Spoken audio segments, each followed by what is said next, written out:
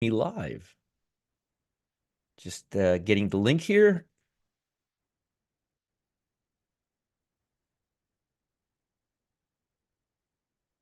And here we go. Let's post this here. Post this here. And now let's go ahead and move this right here. Good morning, and good morning. Let me just repost this here. Happy Friday, everybody. Don't forget, I have a live class today. We're going to talk about dirt cheap options at 11 a.m. And that's happening at 11 a.m. The link is on here. And don't forget to join me in my VIP room before that at 11 a.m. So it's going to be a lot of fun today. Let me go ahead and share my screen. It's no fun when I'm the only one who's seeing my screen. All right. Zoe, good morning. And thank you for that email yesterday. Dave, JB, Robert, Jim, infinitely. Brian, good morning. Wow, look at you, Brian. You were the first one. Hope everyone's okay. I got an email yesterday. Somebody said, I get an email from somebody, this one person, I'm not going to mention any names, but they're always asking me, why did you miss this trade? Why did you miss this trade? Why did you miss this trade? Folks, there's always going to be trades that I'm going to be missing. I don't have like a crystal ball that tells me which stocks are going to go up 80 points or not. I know I make it look easy sometimes, but uh, also, my biggest concern is for your safety. I'm not concerned about you making money. I'm concerned about you not losing money. So remember, whenever you see a big move, a 50-point move, a 100-point move, ask yourself, what would happen if the move went against me, not my way? Okay. Good morning, everybody. Yeah, of course, of course. All the time. I mean, yeah, so you can't you just can't get them all, and I'm not looking at all of them, and I may not be interested in all of them. Like SMCI, for example, I missed that stock. It's a tech stock. We had earnings this week, so we got to be really, really, really careful. Again, my job is to keep you guys out of trouble. It's been hard for everybody lately. It's been a really tough market. That's right, infinitely. Market's not easy. It has not been easy, but I hope everybody's doing well, and hopefully I kept you guys out of most of the trouble this week. We had earnings on Meta, Apple, and Facebook. I'll talk about that. I'll talk about that, and Amazon. I'll talk about that in a minute. The market is up right now. We're going to have a huge, huge gap up in the morning, probably to all-time highs. Not the best scenario for us to put in trades. Good morning, Dr. Serena. And we have employment and consumer sentiment and factory orders as well. So we've got a lot of things on the agenda today. It's going to be a very interesting Friday. If you look at the bond market is down a little bit, a hair. Again, as I mentioned, I'm looking to short the bond market when it drops to the 200-day moving average or goes below this level. Um, yeah, and also just something for you guys to keep in mind, XLP consumer staples, and I'll talk about them more. They're starting to really make a move. They haven't made a move in a while, but consumer staples are making a move. And typically when consumer staples, these are very defensive stocks. When these stocks go up, it typically spells a cooling off for speculative stocks like tech stocks. So let's be very, very careful. Sometimes earnings on tech stocks is the last stride up before the downside move. So, uh, you know, what is that saying goes? Not fade the news, but buy the rumor, sell the fact, that kind of thing. So sometimes these stocks like Meta, as I'll show you right now, sometimes the gap up could be the last hooray, the last hooray. So we're going to be watching this very, very carefully. When a stock goes up 17, 18%, it's a little much. Amazon, on the other hand, didn't go crazy or anything like that. But still, we're going to be watching these because if they start gapping down and start coming down, it's going to be a big, big, big problem. And I don't expect all of them to stay here and just keep building on the gap. It happens sometimes. It happened with NVIDIA. There, let me show you.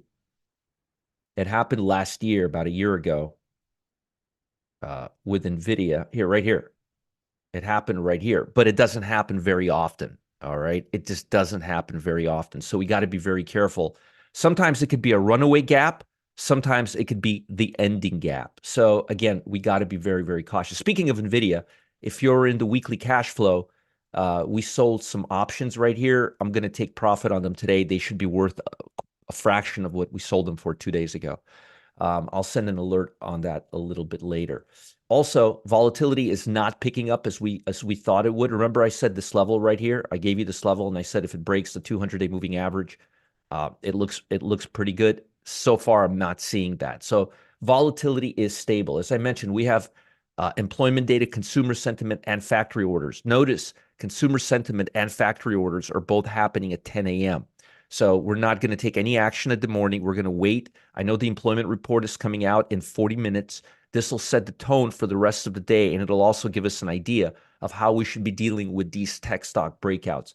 The problem this morning is going to be this is going to give us a gap, a big, big gap, and it's going to make it very difficult to trade bullish stocks, especially if this holds on, because we're going to have it's going to be very stretched out. To the downside, we'll have plenty of opportunities, assuming the market will give them to us if it comes back down. But I'll be watching for a gap fill all morning. In terms of earnings today, we're not done yet, folks. You got AbbVie, you got BMY, so you got healthcare today, and you got energies, okay? Healthcare and energies. That's what we're going to be watching for today. Usually consumer staples, healthcare, energies, they tend to move together. So we will see if there's a rally coming up. As I mentioned before on the energy market, let me just go to XLE, and it really dropped yesterday a lot. Talk of peace in the Middle East, but again, they're still in this area. We need energies to break above this area right here. Once we break above this area, energies will be in play. They're not going to be in play. And if they bounce from this area, they're definitely not going to be in play. So energies is definitely something we're going to be watching out for next couple of days. Let's look at the S&P 500 real quick here. Be careful with the NASDAQ right now, folks. Be very, very, very, very careful. I mean, so the S&P is obviously opening up at an all-time high. If you look at it here, you'll see this is an all-time high. Be careful, because if the employment report is not great, and with earnings, we have a lot of volatility, there's a good chance instead of going up, we could be coming down and fill this gap. If we fill this gap, then today's session is not going to look all that miraculous. If you look at the QQQ, which is breaking out really, really well right here, it's still, now, please listen and listen carefully to me, okay? Even with the gap up today, even with the gap up, we are still not above all-time highs. Remember I told you the QQQ is weaker than the rest? It still is. But Roger, the QQQ is up 200 points today. How could it be weaker than everything else? Because the QQQ has been going down the last several days, while blue chip stocks and like Dow stocks, they've been going, look, straight up. Straight up. There's hardly any downside. So if the Dow today comes down like this, opens up and just comes right back down, today's not going to look like much of a rally. Okay. Hey, Jim, how are you? So very, very, very important that you guys pay attention. Although we are above the 8-day EMA here, if this comes down, it'll just look like a little bit of a bullish bias. I want to see a real strong bullish bias. I want to see us open and come up here. And I don't think that's going to happen. And as I mentioned on the QQQ, we're gapping up quite a bit up here, but we're not breaking the high. And that's huge. We're not breaking the high. But we are going to make it all-time high. It's not today. Well, yeah, probably. I mean, of course we're going to make an all-time high. I just don't know when. But what I'm trying to say is, although on the surface the Nasdaq looks very strong today with this gap up, if you look at the chart is not nearly as strong as the blue chips. And that's the takeaway I'm trying to get you guys to get here. I'm not trying to tell you whether it's going to make an all-time high. I'm trying to get you to understand that we are at a position right now that's very vulnerable.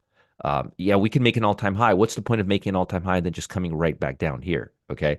That wouldn't be really pretty for us. So be careful, be careful, be careful, be careful. And the SPY, I looked at the Dow and the QQQ, if you look at the SPY, very similar. It's going to open at an all-time high, and the print's going to be S&P makes all-time high. But if we come right back down here, it's just not going to be pretty. So be careful this morning and make sure you have the right trajectory and that we have follow through after the opening, and we don't just open up like this, open up right here, and then just start filling the gap. That wouldn't be really great. That wouldn't really be very, very helpful. Let's talk about global economy, tie everything together, and then we'll look at our stocks that I'm looking at today. And again, we got to be really careful with tech stocks, and we got to be very, very careful with tech stocks and chip stocks right now. Very, very, very carefully. Because they have a lot of volatility, and that volatility can be non-directional, which means it can be a double-edged sword that can bite you in the butt.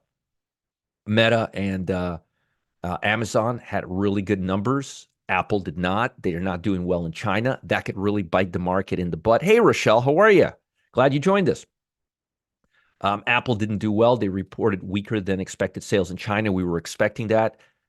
Their chip stock, Qorvo, which is a chip stock that does Apple, should also be coming down. QRVO. They make chips for the iPad. ISM manufacturing came in at a 15-month high. That's really, really solid. Fourth quarter non-farm productivity rose. Very, very good. Construction spending rose. Better than expected. So the data yesterday really lifted the market as well. I'm not even going to talk about the unemployment report because nobody cares about it because it's been in the same number for the last 2 years, at low 200,000s. There's now a 34.5% chance that the Fed is going to raise rates, lower rates 0.25. As you guys know how I feel about it. At least the number's now in the 30th percentile. I can't really make fun of it anymore. It's not in the 50th or 60th. But I think this number is going to go down to 20%, 10% in the near future. It's not going to happen, especially as we get closer to February, to March. On the earnings front, Exxon, Chevron, AbbVie, Charter, we got a lot of earnings. I think so, Walter. Again, we're gonna play the cards the market gives us, but I'm not as bullish as the market is right now with all of these earnings, because I think a lot of it is already priced in. And I didn't find it easy for the market to rally the last couple of weeks, actually. And I'm seeing a lot of consumer staple stocks rally, as I'll show you in a few minutes. U.S. factory orders are going to come out today. They're looking really, really solid. That should come out in about 33 minutes. Europe is giving us a little tailwind. They're looking ahead at the U.S. payroll report. Gains in financial technology stocks are leading the market.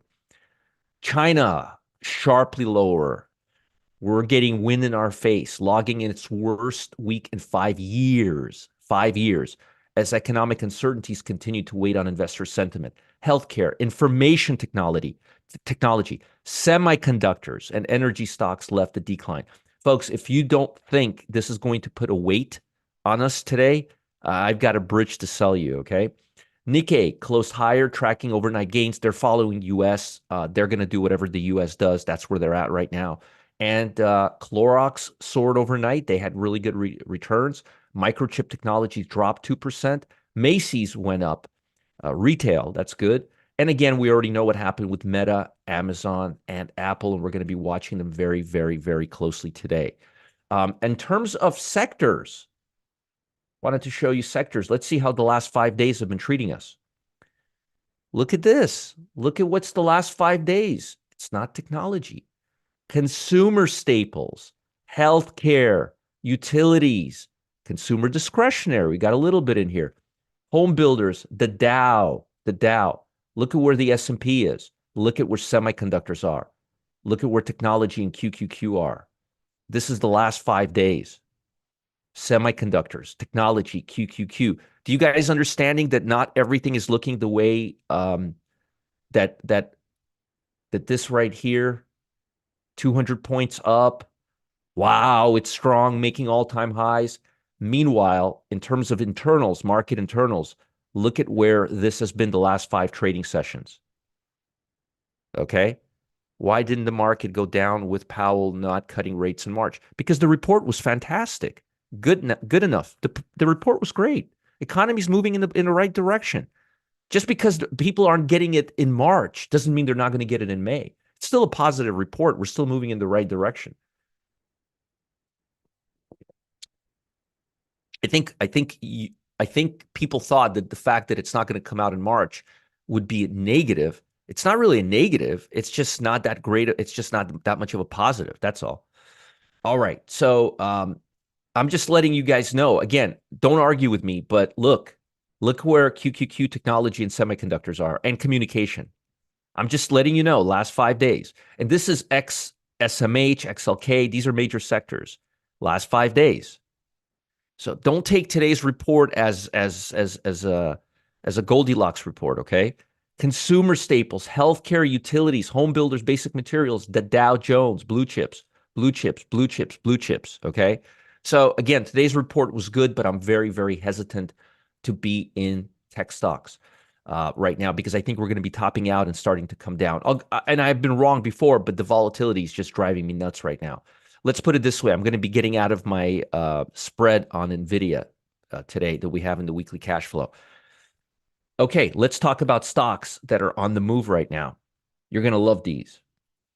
AWI, my list, my hit list. Look at this. Armstrong World Industries. You see the word industries, not chip stocks, industries.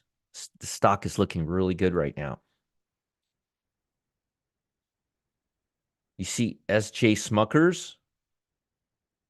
Good morning, Billy. Let me show you something. It's in the gap right now, and it's about to hit the 200-day moving average. Not bad, huh? SJM. Look at that. It's about to go into the gap. I like that. Next one.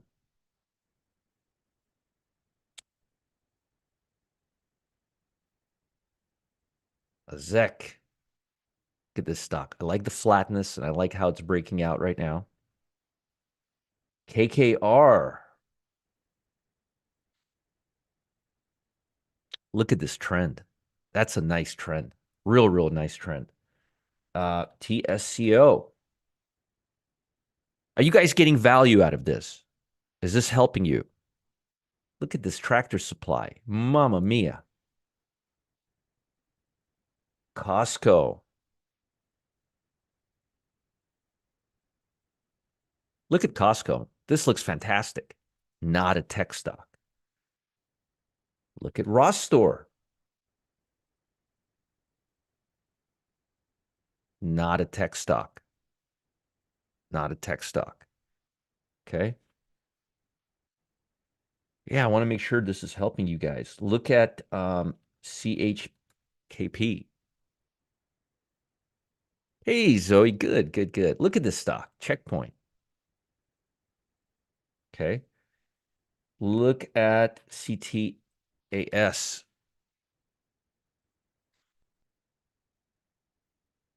Look at that. Nice. Real nice.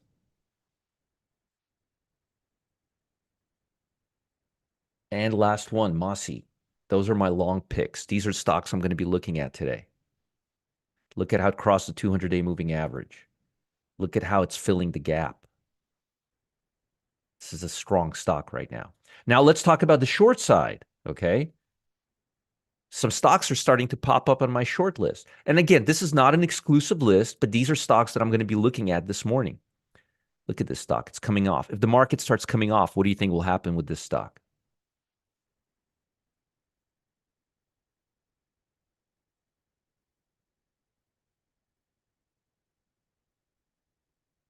Look at this. Civitas Resources.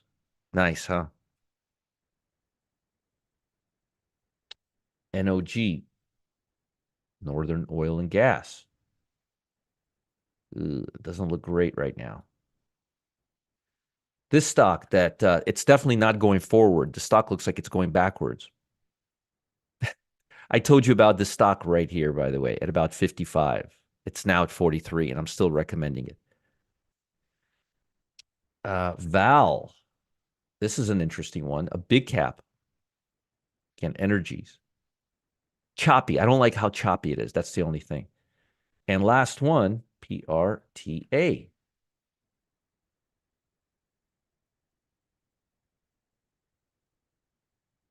Notice there's not a lot of chip stocks in there. Now, folks, I'm exposing a pricing mismatch today at 11 a.m. Excuse me, at noon today, at high noon today, uh, Eastern time. The anomaly has quietly generated double, sometimes even triple digit gains from small moves.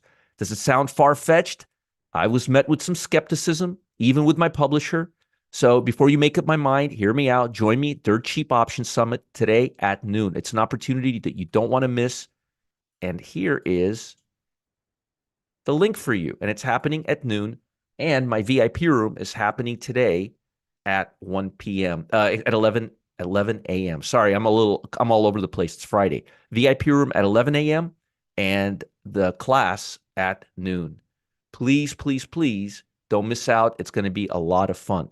I hope you guys have a great Friday. If you have any questions or did I miss something, you can email me right here and I'll respond. And I hope you guys have a wonderful Friday and I hope you guys have a wonderful weekend. I just wanted to let you guys know something. We closed 100. We did 100 trades in the pit since launch, and we closed out 95 of them with a winner or a scratch. Not bad, huh? Pretty good in a couple of months, right? All right. I'll see you guys later, and I'll talk to you guys soon. Have a great day. Bye, everyone. Thank you for being here. Bye, guys.